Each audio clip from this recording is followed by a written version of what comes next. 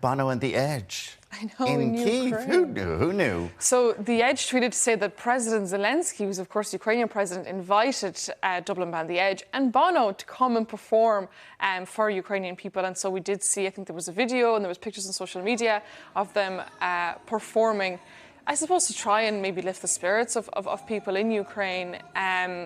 Yeah, it was an unusual thing to see on social media over the weekend, but it's a nice thing to see, and I suppose it does bring a little bit of light in a very dark time. But also the fact is that celebrity, when they're involved in anything like this, will get an issue back on the front pages. Yeah. It will get people and that's talking. look what's happened, yeah. And everyone is talking about it again, about what's happened on a day when 60 people were murdered, you know, who were in a school taking shelter, and they were murdered by a Russian bomb. So it's getting it back in the headlines, but I do know, like you can see on social media, like the bile and the hatred about them doing this and trying to take the spotlight.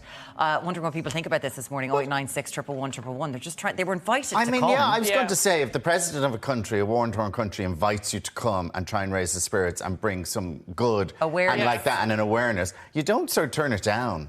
No, not if your whole life has been about. And he's a humanitarian. Like Bono has been. Like it's not like this is. Bono's known for his charitable work. So this is not just a new thing that Bono suddenly decided to hop on a cause. Yeah, I don't think anybody. I don't think it's fair to accuse Bono of being a headline grabber. Like he's known for being a humanitarian, a philanthropist. They travelled to Kyiv in the middle of this war-torn country, and they're taking a risk by going there. So I think there's some credit due, and also I think they were performing to exhausted soldiers and all the rest of it, and all those people need a break too. So.